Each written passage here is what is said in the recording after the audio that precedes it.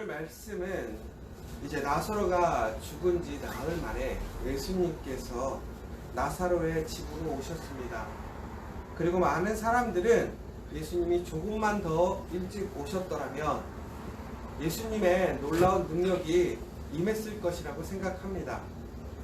그러나 예수님은 그 늦게 오셨던 이유를 우리에게 오늘 다시 한번 보여주고 계시지요.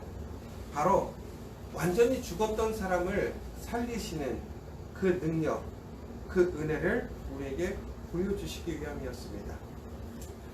오늘 이 말씀처럼 여러분 정말 삶 속에서 다시 살아나시는 역사가 일어나기를 간절히 소망합니다.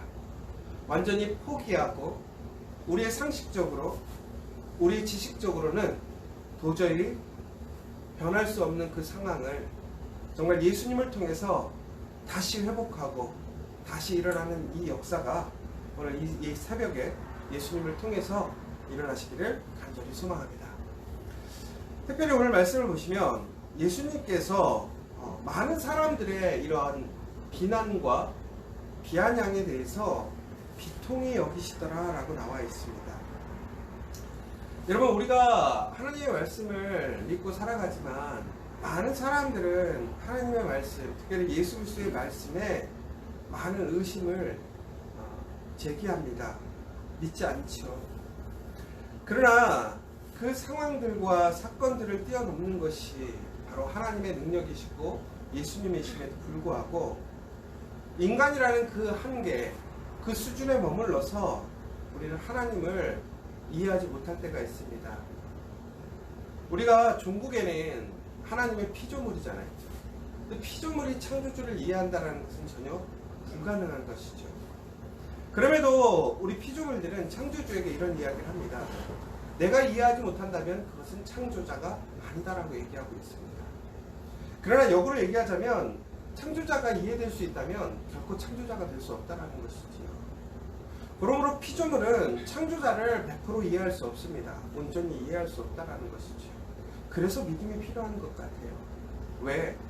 그 창조자의 입장에서는 이것이 진리이고 사실이지만 피조물에게는 그것이 진리고 사실로 이해되지 않기 때문에 그렇습니다. 그러나 그 진리가 우리에게 역사하려면 바로 그 창조자의 그 사실을 믿는 믿음이 필요하다는 것이죠. 오늘 예수님은 그것을 이해하지 못하는 사람들을 불쌍히 여기시는 거예요. 비통히 여기시는 거예요. 근데 바로 그때 예수님께서 하신 행동이 있었습니다. 무엇이냐? 바로 돌을 옮겨 놓으라는 것입니다.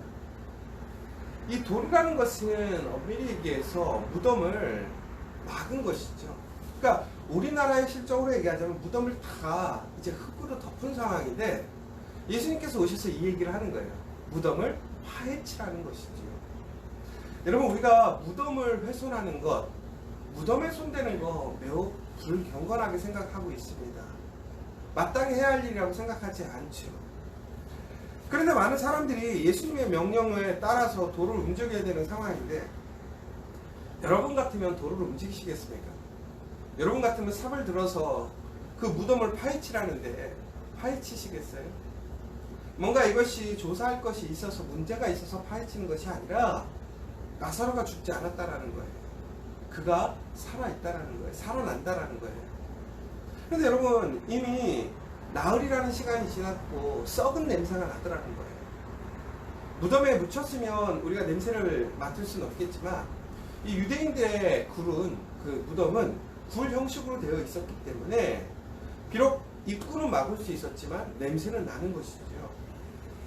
그런데 바로 그때에 많은 사람들은 질문이 생겼을 거예요. 만약에 내가 무덤을 옮겼는데, 내가 무덤을 파헤쳤는데 나사로가 살아나지 않는다면 그 책임을 누가 질 것인가라는 거예요. 분명히 예수님께서 명령하셨기 때문에 그 일에 참여한 사람들은 문제가 없을 수도 있어요. 그러나 그들은 무덤을 훼손한 죄에서 벗어날 수가 없게 되는 것이지요. 그러니까 예수님의 말씀에 순종했는데 그들이 말씀대로 무덤을 파헤쳤을 때의 무덤에서 나사로가 살아나지 않으면 그 책임을 호련히 예수님만 지는 것이 아니라 무덤을 파헤친 그 말씀에 순종한 사람들까지도 책임을 져야 되는 상황인 것이죠. 여러분 같으면 예수님의 말씀에 순종하실 수 있겠습니까? 그 위험을 무릅쓰고 여러분 예수님의 말씀에 그 믿음으로 나아가실 수 있겠습니까? 근데 예수님께서 이렇게 얘기하시는 거예요. 40절에 보면 내가 믿으면 하나님의 영광을 보리라. 그러면서 사람들에게 다시 한번 명령하시고 말씀하시는 거예요. 여러분 성경에서는 우리에게 계속 이렇게 얘기해요. 믿으라고. 내가 믿으면 하나님의 영광을 보리라. 여러분 정말 믿으세요? 믿겨지세요? 제가 어제도 우리 아시는 목사님하고 또 지나가는데 옆에 건물 딱 보시면서 그러시는 거예요. 저게 정말 교회 건물이라고. 그래서 제가 그랬죠. 맞아요. 저희 교회 건물이에요. 근데 제가 항상 하는 얘기가 뭐냐면 그런데가 붙어요. 그런데. 왜 그렇죠? 너무 비싸요. 그런데 너무 비싸요. 그런데 저 주인이 돈이 많아요. 결국은 무슨 얘기냐? 우리가 정말 저것이 하나님께서 우리에게 허락하시는 건물이고 하나님의 놀라운 역사가 일어날 것이라면 하나님이 돈이 없으시겠어요? 능력이 없으시겠어요? 주시겠죠. 그런데 그러한 믿음이라기보다는 현실적인 사실이 제 상황에 제 판단을 가로막는 거죠. 그런데 정말 하나님께서 저 건물을 주신다고 말씀하셨다. 믿음으로 구해라. 우리 함께 기도해 봅시다. 그럼 여러분들 믿음으로 저랑 같이 1년 동안 기도해서 하나님의 역사를 기대해 보실 수 있어요? 그래 좋은 얘기긴 하나 우리 마음속에 완전한 믿음은 없을 것 같아요. 마찬가지인 거죠. 예수님께서 믿으라고 하지만 그 믿음에 어떤 증거가 나타날지 안 나타날지 그런 사실이면 믿어볼 수도 있어요. 그런데 문제는 믿음에 따르는 책임이 따르더라는 거예요. 나의 손해가 생길 수 있어요. 피해가 생길 수 있다는 거예요. 여러분 여기서 우리가 아주 중요한 사실 한 가지를 보게 되는데요. 우리의 현실의 문제 한계에서 결국엔 믿음의 사건을 경험한다라고 하는 것은 단순히 우리의 입술로 믿습니다가 아니라는 거예요. 믿는다라고 하는 것은 그것에 나의 삶을 함께하는 거예요. 결국은 나의 삶에 그 리스크를 안고 가는 거라는 거죠. 믿음에는 리스크가 따른다라는 거예요. 위험이 따른다라는 거예요. 그러나 우리가 왜 그럼에도 불구하고 그 위험에 참여하는가? 그 위험이 우리에게 복이 되니까, 능력이 되니까. 여러분 결코 우리가 믿음을 증거할 때 그것이 편안하고 순탄한 길 앞에 우리의 믿음을 증거하는 일은 결코 없습니다. 믿음을 증거한다라는 것은, 믿음을 나타낸다라고 하는 것은 우리가 환영받지 못하는 상황에서, 결코 그 믿음이 일어나지 않을 수 있는 그 상황에서 나한테 유익만이 되는 것이 아니라 나에게 피해가 됐을 때에 그 믿음의 증거가 필요한 것입니다. 그런데 바로 그 믿음의 증거를 보이는 사람들은 바로 하나님의 능력을 경험할 수 있다는 것입니다. 여러분 결코 변하지 않을 것 같고 내가 그 믿음에 따라 나아감으로 인해서 내가 손해가 생기고 어려움이 생길지라도 여러분 그 믿음에 참여하는 여러분들이 되시기 바랍니다. 오늘 이 새벽에 여러분들 그 믿음으로 이 새벽에 단잠을 깨고 이 자리에 나오셨잖아요. 여러분 이 새벽 시간이 얼마나 귀합니까? 얼마나 피곤한 시간입니까? 그럼에도 불구하고 여러분들이 이 시간 이 자리에 나오셔서 기도한다라고 하는 것은 결국에는 그 믿음의 확증이고 믿음의 선택이라는 거예요. 오늘 이 시간 나오셔서 이 자리에서 함께 기도하시는 여러분들에게 그 믿음의 역사가 일어날 줄 믿습니다. 여러분 그러므로 오늘 다시 한번 예수님의 명령에 그 말씀에 순종하여 돌을 옮겼던 그 사람들처럼 이제 그 돌을 움직이시고 그 믿음의 역사를 바라보시는 여러분들이 되셨으면 좋겠어요. 오늘 이 믿음의 일들을 돌을 옮긴 다음에 그 사람들이 무엇을 보았을까요? 그들의 관심은 어디에 집중됐을까요? 그 열린 무덤을 바라봤을 거예요. 여러분 우리가 믿음으로 우리가 하나님께 기도할 때에 우리가 집중해야 될 건 뭐예요? 그 믿음으로 기도하는 그 문제예요. 그 사건이란 말이에요. 절대로 포기하지 마시고 정말 소망을 가지고 나사로가 정말 다시 일어나 나왔던 것처럼 여러분들 그 믿음으로 그 소망으로 그 문제를 다시 한번 바라보시기 바랍니다. 바로 그때 예수님께서 이렇게 말씀하셨습니다. 나사로야, 나오라. 그러자 죽은 자가 수족을 배로 동인 채로 나오는데 그 얼굴은 수건에 쌓였더라. 예수께서 이르시되 풀어놓아 다니게 하라 하시니라. 나사로가 살아났어요. 그런데 나사로가 살아나는 것에는 너무나 놀라운 역사가 있는데, 어떤 역사냐면 첫 번째로는 예수님의 죽은 자를 살리시는 역사, 부활이요 생명이신 예수님의 능력을 보는 역사를 보게 됩니다. 그런데 여러분 보세요. 나사로가 살아났어요. 가장 큰 은혜를 입은 사람이 누군가요? 나사로잖아요. 죽었는데 살아났단 말이에요. 가장 복을 받은 사람이 나사로란 말이에요. 근데 여러분 보세요. 나사로가 한 일이 있습니까?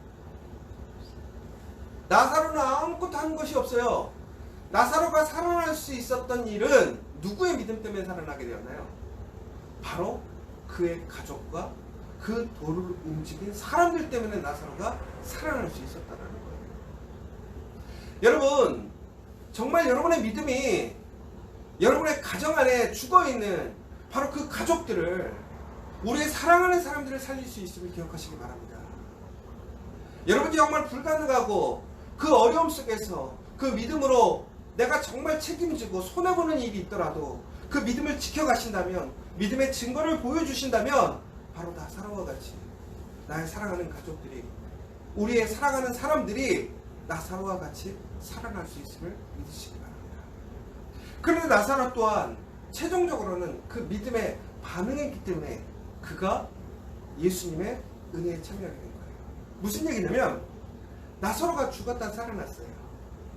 근데 그가 죽음에서 깨어났을 때 가장 먼저 들은 목소리는 누구의 목소리였을까요? 예수님이에요. 예수님의 이야기가 뭐였죠? 나사로야, 뭐였어요? 나사로야, 나오라. 여러분, 나사로가 스스로 죽었다고 생각했으면 나왔을까요? 아니란 말이에요. 우리가 예수님께서 우리를 부르시고 그 명령에 순종하게 될 때에 이런 놀라운 역사가 일어나는 거예요.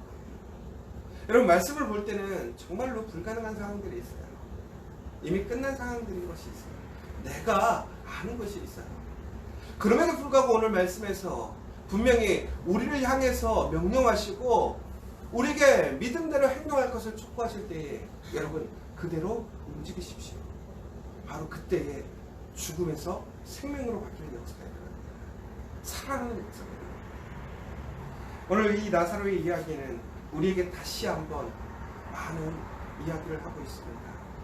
믿음이 무엇인지, 그 믿음에 따르는 책임은 무엇인지, 그 책임을 지고 행동하는 사람들로 인해서 그 믿음의 역사가 어떻게 일어나는지, 전국에는 예수 그리스도의 말씀은 그 능력으로 우리에게 확증이 됨을 보여주고 있습니다. 여러분, 오늘 이 새벽 다시 한번 나사로가 살아났던 것처럼 정말 그 예수의 명령대로, 예수의 말씀대로 여러분 다시 한번 간절히 소망하고 믿음으로 일어나는 역사, 살아나는 역사를 경험하는 저와 여러분 되시기를 간절히 소망합니다. 오늘 이 시간 우리 함께 기도하고 돌아가도록 하겠습니다. 내가 믿으면 하나님의 영광을 보리라. 믿음으로 하나님의 영광에 참여하는 우리가 되기를 원합니다. 믿음으로 여러분이 살아나기를 원합니다. 믿음으로 우리가 사랑하는 사람들이 살아나기를 원합니다. 그 회복의 역사, 살아남의 역사, 그 생명의 운동력이 오늘 우리의 삶 가운데 충만할 수 있도록 다시 한번 믿음으로 나아가고 믿음으로 바라보고 믿음으로 반응하는 저희와 여러분 될 수 있도록 오늘 다시 한번 뜨겁게 기도해 주시옵소서.